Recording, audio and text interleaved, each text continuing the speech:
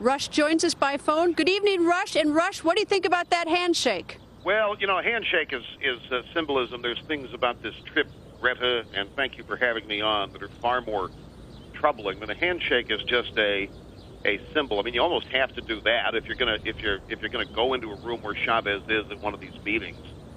You have to either say in advance to the planning people, no handshakes, or I'm not going in there. My biggest problem, and it's something that's very troubling to me, and I think it's very reckless. President Obama is willingly putting himself in the presence of people who despise this country, who make no bones about it. These people are dictators. They are people who hold political prisoners. They squash public dissent and so forth, and he's acting as though they are close associates and good friends. He sits around and smiles when they trash and destroy and criticize and rip the United States of America, particularly Chavez and Daniel Ortega of Nicaragua. You know, if it were me, if I were president of the United States and I had to go to one of these things, knowing full well the den of thieves that I'm going to be sitting around, I'm not going to sit there and take it if somebody starts trashing my country. When President Obama spoke after the 50-minute lunatic diatribe of Daniel Ortega and said, I'm just glad he didn't blame me for things that happened when I was only 3 months old, was all I needed to hear. I think we're looking at a person with a god or messianic complex, certainly narcissistic, who looks at these trips, not just to Central America, South America, and the G20 in Europe, looks at all these trips as making it about him. The United States was an immoral and unjust country until he was elected. Now all of a sudden it's on a bright path to a bright future when millions, 55 million Americans who didn't vote for this, have just the opposite fear. They have the concern that this country has seen its better days, and President Obama wants to tear apart the foundation that built this country into the greatest country in the world, American exceptionalism, and remake it in an image that's closer to something that would be approved of by Daniel Ortega and people like Hugo Chavez. When Chavez gave him the book, I mean, this is a book that has, I think, blames the United States for virtually every evil under the sun, largely evils committed by the very people who've been running these countries into the ground. Socialist dictators, Marxist dictators of one another. And President Obama said, well, I like to read. I like books and so forth. I don't think he's going to find much in that book that is foreign to him.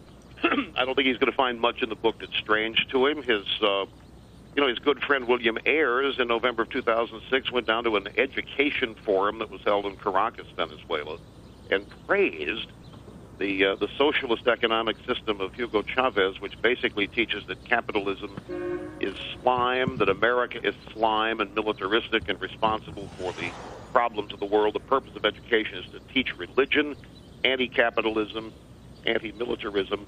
I mean, it's very frightening, and I think it's very naive. And I think what Vice President Cheney said tonight with Sean Hannity is right on the money. It's reckless. He's sending a signal around the world to people who intend us and other people harm, that he doesn't see much wrong with them, and that he thinks he can forge an understanding with them because he's somehow morally superior to every previous president and administration that we've had in this country. So it's, it really troubles me. I try to find humor in everything, and I think to start telling jokes about this and being humorous about it too much would be to ignore the seriousness of it all. What do you predict is going to happen between the United States and Cuba, or the United States and Venezuela after this trip?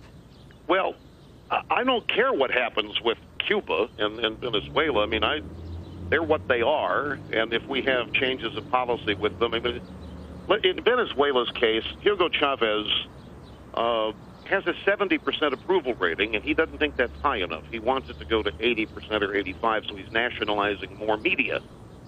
The people in that country, it's amazing how dictators and Marxists are able to persuade their followers that they're headed toward a paradise. Alexander Solzhenitsyn, in his book, described the time that he was in prison in the Gulag, and it was announced that Stalin had died. and every prisoner where Solzhenitsyn was started crying. They were so sad that Stalin's the guy that put him there. So what you have here is you've got all this turmoil happening around the world, turmoil happening in the United States. People that vote for Obama, well, he doesn't know about it. It's like Janet Napolitano's Department of Homeland Security memo where he, targets right-wing conservatives as potential threats to the United States.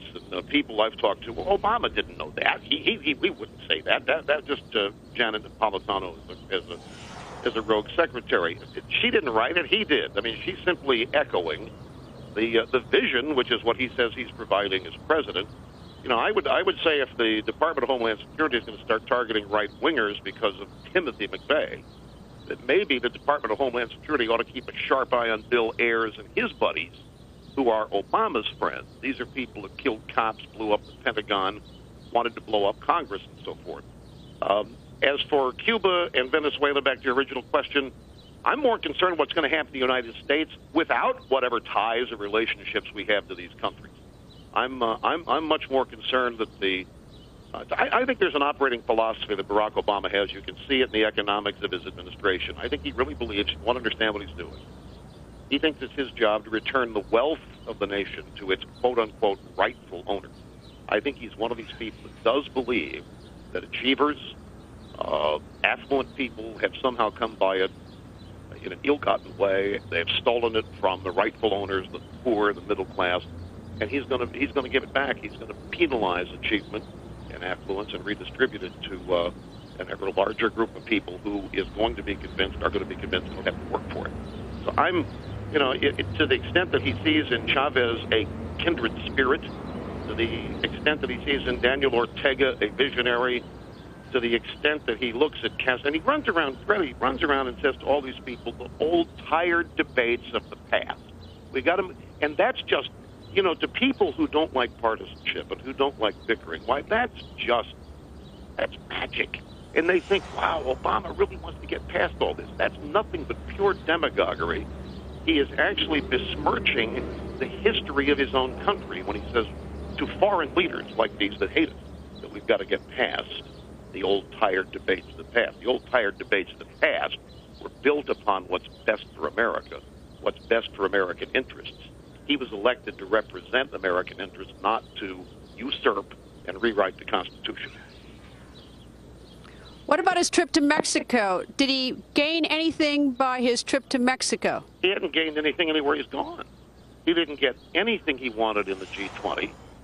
And if you read the British papers, and it's fascinating, the British press, which is not personally invested in the presidency or the election of Obama, if you read their papers, even The Guardian, even some of the left-wing papers, I mean, you read what a joke the trip was, what an absolute failure it was from his point of view. He did not get troops for Afghanistan. He got 5,000 trainers.